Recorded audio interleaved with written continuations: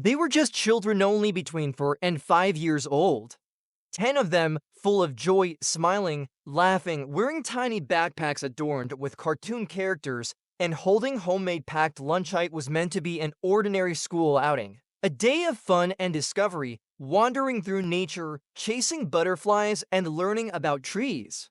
But by the time the sun dipped below the horizon, not a single child returned. No footprints, no voices, no sign of struggle, just an eerie silence and an empty school bus, abandoned at the trailhead of Larkwood Nature Preserve. Its doors were wide open, as if something or someone had suddenly taken them. Search teams flooded the forest in the following weeks. Drones flew overhead, tracking dogs combed the area, and hundreds of volunteers joined the search. But it was as if the children had vanished into thin air. The forest remained silent, no answers, no trace. That day was meant to be a simple adventure filled with giggles, juice boxes, and butterfly nets. Instead, the bus stood alone at the forest's edge as night fell, backpacks still scattered on seats. The woods echoing with nothing but stillness. Then 7 weeks later, a glimmer of hope. Two hikers discovered a child's backpack wedged beneath a tree root. Inside were a tiny pair of shoes and crayon drawings. These weren't ordinary sketches, they were unsettling. Dark stick figures among crooked trees, and something else, a jagged, endless tunnel scribbled in black. Beneath one drawing was a single, faded word, barely legible. The discovery forced authorities to reopen the case. Suspicion quickly focused on Mr. Hensley, the lead teacher on the trip. But before answers came, he too vanished. He left behind his apartment, his vehicle, and his life, never to be seen again. The case went cold. Media coverage faded until, exactly 1 year later, a breakthrough. A construction worker, clearing debris for a new project near the same stretch of woods, stumbled upon something strange: a hollow tree. Inside, another crumpled note written in crayon. Its message chilled investigators. "We're still here. Please find us." That single note led police to an isolated corner of Larkwood Preserve, an area untouched for more than a decade. What they uncovered beneath the forest floor would finally bring long-awaited answers. And Justice. Deputy Laura Briggs led the search team into the forgotten zone. The directions found in the crayon journal were oddly precise. Past the split pine.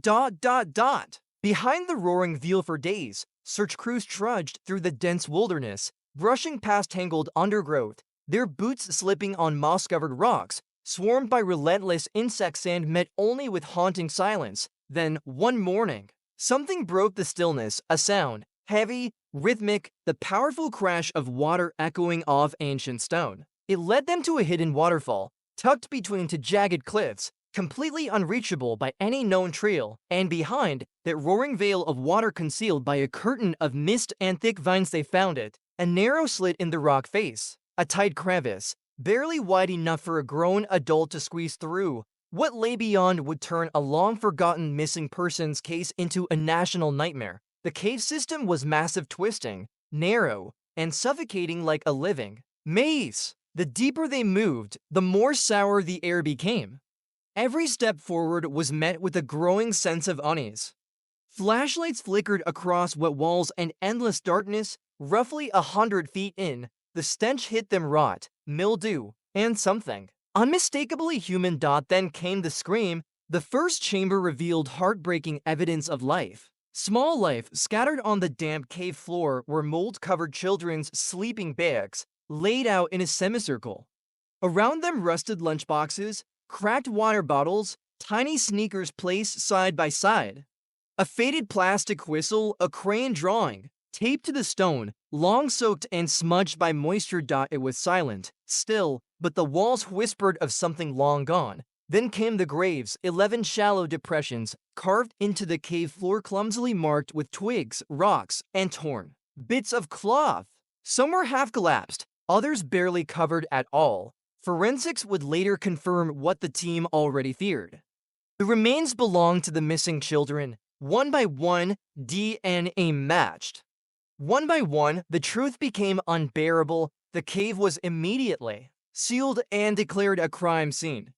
Every inch documented, every item collected. But what investigators found next would haunt them forever. The children hadn't died quickly. Near the narrow cave entrance, there were deep scratch marks glowing from the inside, as if tiny fingers had desperately tried to dig their way out. In one corner, burnt-out torches lay scattered, made from twisted cloth and sticks, empty food wrappers, crumbs, silence. Beside one decaying sleeping bag, someone had carved tally marks into the stone wall. 24 lines, experts later determined. The children had survived for at least 15 months, over a year after their disappearance. There were no signs of violence, no evidence of predators, no wounds. Just slow, painful death, exposure, starvation, dehydration. They waited, they hoped, and slowly they faded. Tracking down a man who had disappeared more than a year earlier was no easy task. There were no recent addresses, no social security activity, no digital footprint. It was as if Mr. Gregory Hensley had completely vanished, erased from existence, that is, until the FBI's facial recognition team stepped in, using a nationwide sweep of surveillance footage, mostly from remote regions. They began cross-referencing thousands of faces with aged-up renderings of Hensley. Most attempts led to nothing: false positives, mismatches, dead ends. Then, from a tiny, quiet gas station on the outskirts of a rural Montana town, a breakthrough. A single camera caught a man buying a newspaper and a cup of coffee. The footage was grainy, the angle poor, but his posture, facial structure, and gait were similar enough to raise suspicion. He paid in cash, no phone in sight, no vehicle seen. But 2 blocks away, another camera at a local feed store captured him again. This time, he exchanged a few polite words with the clerk. His tone was soft, calm. His voice carried a subtle accent, one that felt slightly off, like someone imitating a different version of themselves. Frame by frame, analysts grew more confident. Either this was Gregory Hensley or someone who looked eerily like him. Federal investigators moved in quietly. They started with public records and found a lead. A man calling himself Harold Nilsson had been renting a small, isolated cabin just north of the town for over a year, always paid in cash, kept to himself. Locals described him as quiet, polite, even kind. He was said to be especially gentle with animals. The local sheriff, unaware of any deeper investigation, had spoken to him only twice. Once when Harold reported a lost dog. Another time when a neighbor complained about strange digging noises late at night. Nothing ever raised suspicion. Until now, federal agents set up surveillance. For 72 hours, they observed in silence. The man never left the property. He tended chickens, chopped wood, walked a neat perimeter around his garden. No phone, no internet, no outside contact, just isolation. Then came the moment.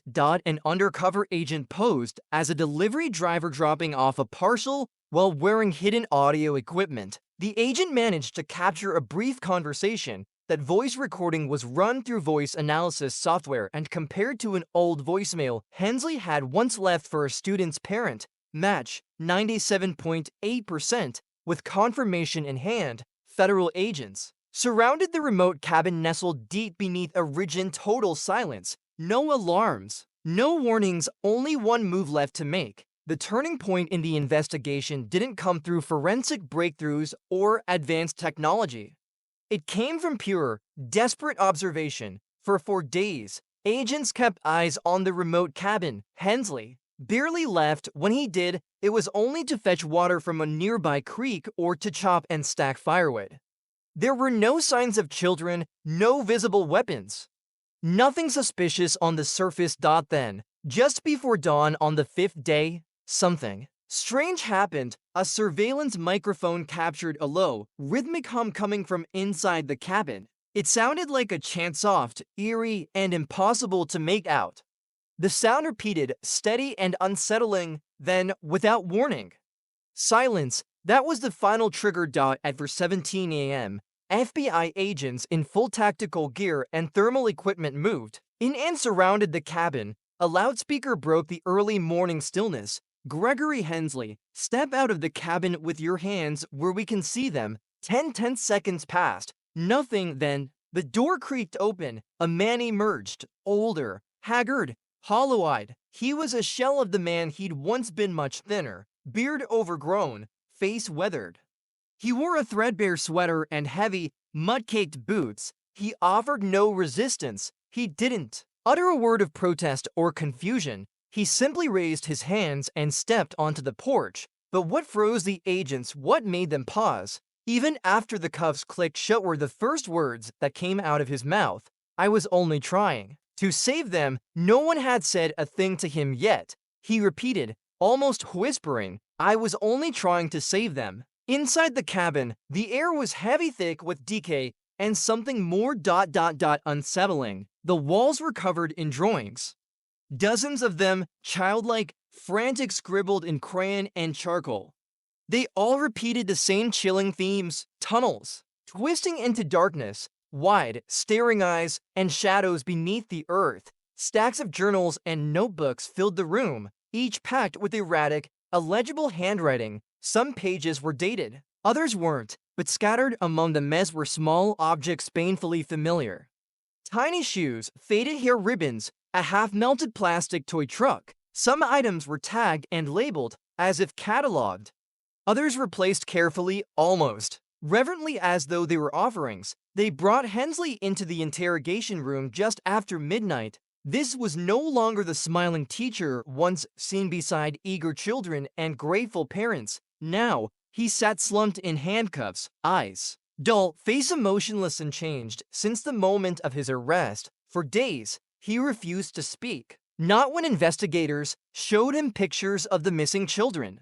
Not when they laid out evidence recovered from deep inside the tunnels. He remained silent, empty. But on the fourth night, alone in that cold room, stripped of all control, Hensley finally opened his mouth, and what he revealed next would shake even the most seasoned agents. For days, Gregory Hensley sat in silence, not a single word. Not when detectives presented photos of the missing children. Not when they showed him evidence recovered from the tunnel's shallow graves. Tattered clothing, tiny shoes caked in dirt. He didn't flinch. He didn't cry. He simply stared, blank and detached. But on the fourth night, something broke. Alone in the interrogation room, under the weight of total isolation, Hensley finally spoke. His voice was low, almost calm. The world was already failing them. The room fell still. He continued, his tone steady, disturbingly composed. They were drowning in noise, in chaos, in neglect. I was trying to give them something better, something pure. Investigators listened, stunned, as Hensley laid out his version of the truth. This wasn't an accident. It wasn't a breakdown. It was a plan. For over a year, he had studied the preserve, its terrain, hidden caves, forgotten corners of the forest. He selected the field trip date months in advance. He prepared supplies, drew maps, rehearsed everything he claimed the modern world had: corrupted childhood screens, distractions, absent parents, broken systems. In his eyes, removing the children wasn't a crime, it was salvation. He led them away with promises of a secret trail, a magical place off the main path. They followed, unaware. The laughter didn't fade until the last light of day vanished behind stone and roots. At first, it was an adventure. They played, they waited. But the food didn't last. The air grew cold and fear set in. Then the adult chaperone began to panic. Hensley said that was when he realized he couldn't keep control, couldn't care for them, feed them, protect them. So he made a choice. One night, after they'd fallen asleep, he crawled through a narrow exit he'd kept hidden. He sealed it as best he could from the outside, then walked away. He said nothing to anyone, watched from a distance as the world searched for the children he had left behind. When asked why he never called for help, why he didn't try to save them, his answer was haunting. I didn't take them to die. I took them to live differently, but I knew they could never go back. He paused. They belonged to a world that would have broken them. I let them go before it could. There was no remorse, no emotion. only conviction delusional and chilling. Even the most seasoned agents were rattled, because this wasn't just a disappearance, it wasn't just a tragedy. It was a belief system. One man's warped mission to save innocence by burying it in darkness. He didn't act out of hatred or malice, but from a deeply twisted belief that he was saving them. Gregory Hensley never once asked what had been discovered in the caves. He never inquired if any of the children had survived. He simply leaned back in his chair during questioning, his eyes empty, and whispered, "You'll never understand." And maybe he was right, because no sane person ever could. The courtroom was filled to capacity, heavy with years of grief, horror, and unresolved pain. Parents of the missing children sat frozen in silence, clenching tissues with trembling hands. Reporters scribbled notes quietly. Members of the public watched, breath held, as justice slowly unfolded before them. All eyes were fixed on the man who once stood in front of kindergartners with a gentle smile, now shackled, thin, and stone-faced at the defendant's table.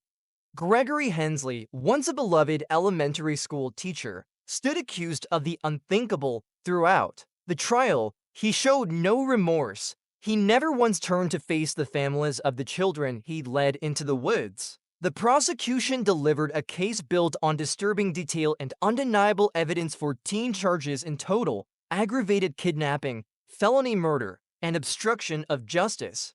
Each charge bore the name of a child, each one representing a life that ended too soon. The state laid out the full horror of what they had uncovered: stacks of journals written in erratic handwriting, chilling references to the hollow path and the place beneath, along with hand-drawn maps of underground passages no GPS had recorded. The forensic evidence painted a clear and devastating picture. Fibers from school uniforms were found clinging to tree roots deep within the cave network. A rusted frame, once part of a school cot, was found buried under rubble, its corners still holding remnants of crayon wax. A child's pink beret, cracked and worn, was discovered embedded in compacted soil. Partial fingerprints matched to Hensley were lifted from within the deepest chamber of the cave, proving beyond doubt that he had been there and had gone deeper than any search team ever had. The defense team attempted to claim temporary insanity, suggesting that Hensley had suffered a complete psychological collapse. They described him as a man who lost touch with reality, driven by delusions of a world collapsing around him. But their arguments fell flat. The evidence of planning, preparation, and concealment was overwhelming. This wasn't a breakdown, it was a blueprint. One of the most powerful pieces of evidence came from the children themselves through the only thing they were able to leave behind: their drawings. Crude, frantic sketches drawn with crayons on stone walls and scraps of paper repeatedly. They showed dark tunnels, cages, and a tall, faceless figure watching from the shadows. Each picture echoed the terror those children must have felt in their final days. After 3 excruciating weeks, the case was handed to the jury. When deliberations began, the courtroom fell into an eerie stillness. Hours passed in total silence. Then the jury returned, their expressions grave. The foreperson holding the folded verdict slip tightly in hand. Every person in the room held their breath as the truth, the final piece of this long nightmare, prepared to come to light. All charges of kidnapping and felony murder, the foreperson said, voice steady but cold, we find the defendant guilty. The courtroom erupted in emotion. A gasp rippled through the gallery. One mother broke down, sobbing uncontrollably. A father whispered his daughter's name through trembling lips. Judge Riley turned to face Gregory Hensley. Her expression was stern, but her eyes carried a weight no sentence could lift: a sorrow not for the man standing before her, but for what he had stolen. Gregory Hensley, she began, her voice carrying through the silent chamber. You stole futures, you buried hope beneath soil and stone. You led innocent children and a teacher who trusted you into darkness, and left their families with nothing but silence. Year after year, she leaned forward slightly, locking eyes with the man who never once showed regret. For that, this court sentences you to life in prison, no parole, no appeals, no escape. Her words were cold steel. You will grow old behind bars, but you will not be forgotten. Every breath you take will be a reminder of the ones you stole. Hensley didn't speak. He didn't flinch. He simply stared forward as deputies placed him in cuffs just before he was let out. He glanced once at a small piece of paper resting on the judge's bench, a child's drawing. Recovered from the cave, a quiet image of a sun, drawn in crayon, with 10 stick figures underneath, 10 smiles. Now only memories dot in the months that followed. The town of Brookfield grew quiet. Even the birds seemed more subdued. Playgrounds, echoed with absence, laughter, once common near schoolyards, faded into silence. Parents avoided the school grounds, teachers resigned mid-semester, and the name Larkwood was barely spoken only in whispers, if ever at all. But on the 1-year anniversary, the town gathered again, not to search, not to protest, not to demand answers, but to remember. Brookfield Academy held its final memorial, no longer a school assembly. It became a community-wide moment of unity. The school gym, once filled with the chatter of morning meetings and dances, was now lined with candles and soft music. At the front of the stage, 10 small chairs were placed in a row. Each held a single rose and a framed photo, 10 bright, smiling faces, frozen in time. One larger chair stood at the end for Miss Wells, the teacher who had guided them until the very end. Parents clutched each other's hands. Teachers quietly whispered the names of their lost students. And when the principal, Mrs. Kellen, stood to speak, her voice broke before the first sentence. "There are no answers here," she finally managed to say.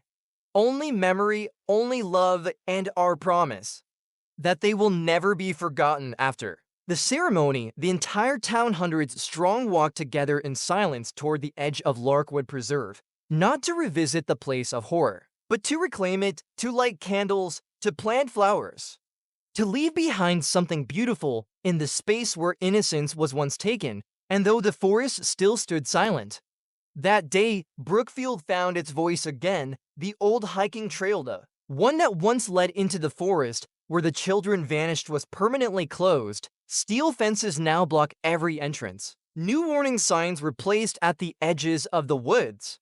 But something else was added, something quiet and sacred. At the very start of that path, a curved line of white stones was laid gently into the earth. 14 small stones, 3 larger ones, each one carefully engraved with a name. Some flowers were planted by volunteers. Others seemed to grow on their own, sprouting from the soil as if nature itself remembered. The trail was renamed the Children's Trail. No one would ever walk it again. It wasn't meant to be hiked. Not anymore. It had become a scar on the land, silent and touched and forever sacred. And then something unexpected began to grow, not from the forest, but from the community itself. Out of sorrow came movement. It started with a handful of parents. Some had lost children, others had simply seen enough. They came together with one goal: to make sure this would never happen again, not in their town, not anywhere. That's how the Brookfield Foundation for Safe Explorations was born. Its mission was simple: to give schools across the country the tools, training, and emergency systems they needed to make field trips safer, whether to nature preserves, national parks, or even just across town. Donations came pouring in. News outlets began reporting not on tragedy, but on transformation. For the first time in months, headlines didn't mention loss, they highlighted action. Within a few short months, thousands of schools adopted the foundation's safety guides and grants. Field trips were reimagined, checklists were created.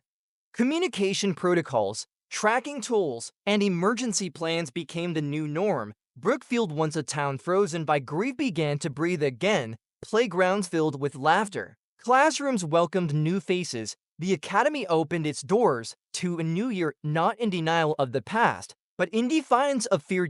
At the end of one hallway, beneath a framed map of Larkwood Preserve, a simple bronze plaque now hangs. It reads, "In memory of those we lost, in honor of the lives they lived, in hope for those who follow." The town would never be the same, but it would endure, it would remember, and it would heal stone by stone, name by name, step by step.